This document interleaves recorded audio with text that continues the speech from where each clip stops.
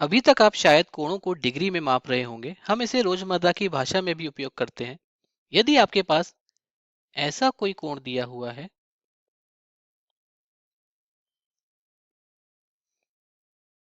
तो आप इसे 30 डिग्री का कोण कह सकते हैं।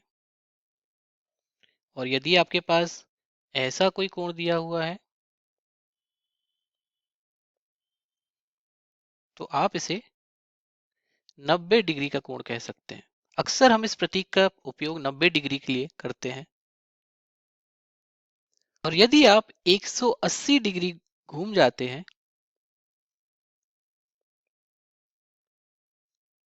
इसका मतलब है कि आप एक सीधी रेखा बना लेते हैं।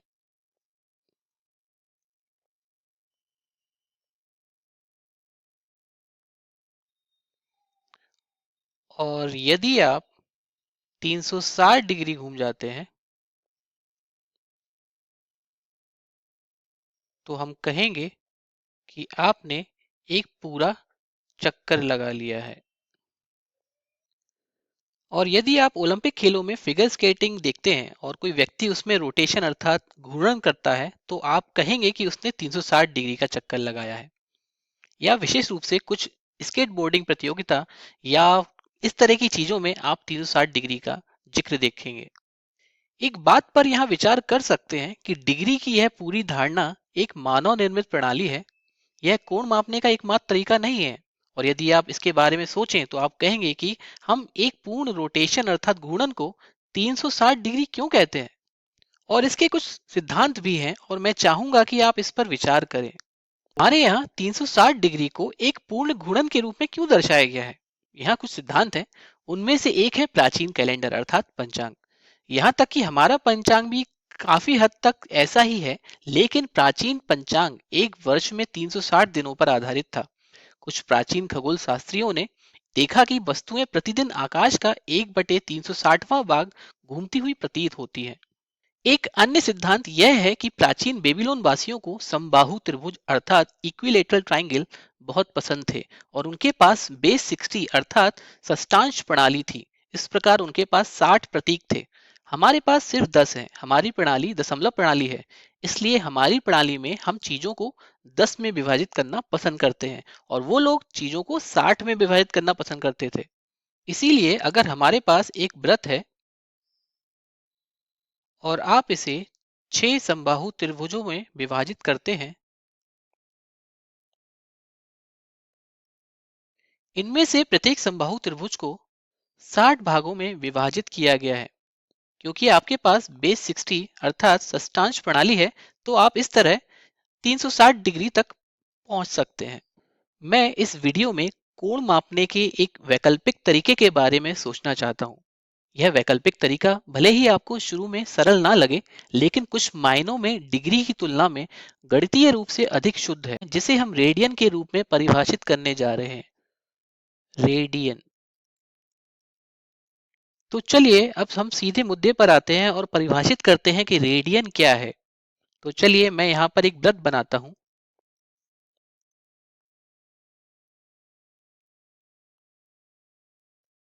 और मान लेते हैं कि यह इस वृत्त का केंद्र है। और अब मैं इसकी रेडियस अर्थात त्रिज्या बना रहा हूं और इस त्रिज्या की लंबाई मैं आर ले रहा हूं। आपने यहाँ गौर किया होगा कि रेडियन शब्द रेडियस अर्थात त्रिज्या शब्द के बहुत करीब है और यह कोई संयोग नहीं है। अब आइए एक कोण बनाते हैं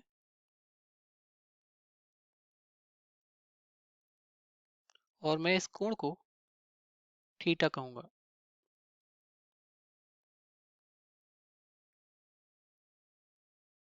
यदि आप यहाँ कोण बनाने वाले इस चाप अर्थात आर्क को देखें, हम वृत्त के इस चाप अर्थात आर्क की बात कर रहे हैं जो इस कोण की भुजाओं को यहाँ पर इंटरसेक्ट अर्थात काट रहा है।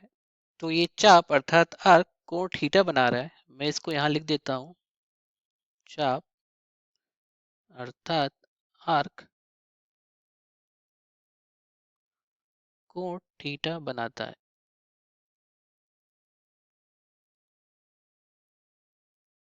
अब मान लीजिए कि थीटा का मान इतना है कि चाप अर्थात आर्क की लंबाई भी वृत्त की रेडियस अर्थात त्रिज्या के बराबर है। तो यह चाप भी आर लंबाई का है। तो यह देखते हुए यदि आप कोण मापने के एक नए प्रकार को परिभाषित कर रहे हैं और आप इसे रेडियन कहते हैं, जो कि रेडियस शब्द के बहुत करीब है, तो आप इस कोण को कितने रेडियन के रूप में परिभाषित करेंगे? यदि आप रेडियन को रेडियाई अर्थात त्रिज्याओं के रूप में देखें तो आप कहेंगे कि यह एक रेडियस अर्थात एक त्रिज्या के चाप द्वारा बनाया गया कोण है।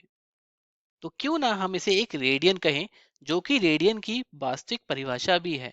तो यहाँ पर थीटा एक रेडियन है। तो यदि आपके पास एक वृत्त है और उसका कोण एक रेडियन है, तो उसे बनाने वाला चाप अर्थात आर्क एक रेडियस अर्थात एक त्रिज्या लंबाई का होता है। आप समझ सकते हैं कि ये थोड़ा उपयोगी हो सकता है जब हम और भी कई प्रकार के वृत्तों को समझेंगे। और वहीं जब आप डिग्री की बात करते हैं तो आपको थोड़ा सा गणित लगाना पड़ सकता है और परिधि के बारे में भी सोचना पड़ सकता है। और यह भी सोचना पड़ता है कि उस कोण पर कितनी रेडियाई अर्थात त्रिज्याएं बन रही हैं। यहाँ रेडियन में जो कोण है वो आपको चाप अर्थात आर्क की सटीक लंबाई बताता है।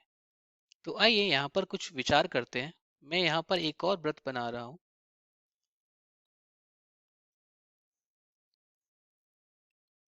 ये इस वृत्त का केंद्र है और ये इस वृत्त की त्रिज्या है। अगर मैं यहाँ पर एक कोण बनाता हूँ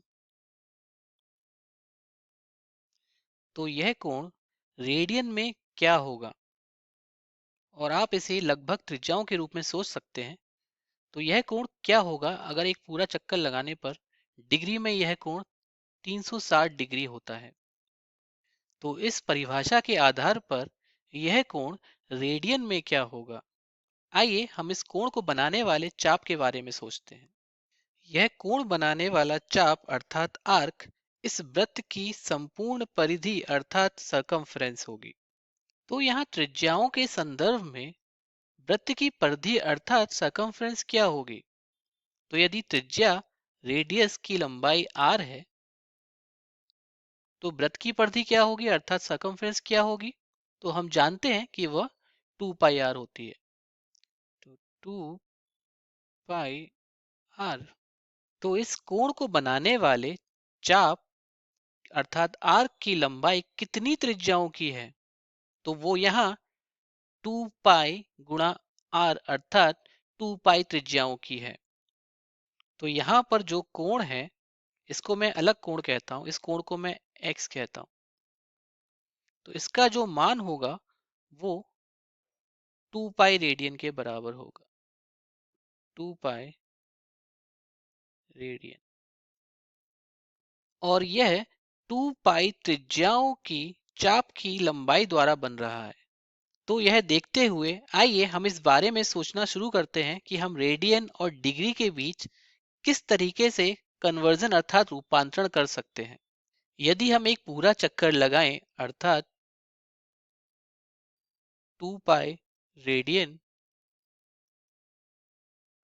तो यह कितने डिग्री के बराबर होगा। यह हम पहले से जानते हैं कि एक पूरे चक्कर में 360 डिग्री होता है। तो यहाँ पर 2 पाई रेडियन बराबर हो जाएगा 360 डिग्री के। अब इसको सरल करने के लिए हम दोनों पक्षों को 2 से विभाजित कर देते हैं। इससे हमें बाईं तरफ पाई रेडियन और दाहिनी तरफ 180 डिग्री मिलेगा। आप यहाँ देखिए यह 180 डिग्री है।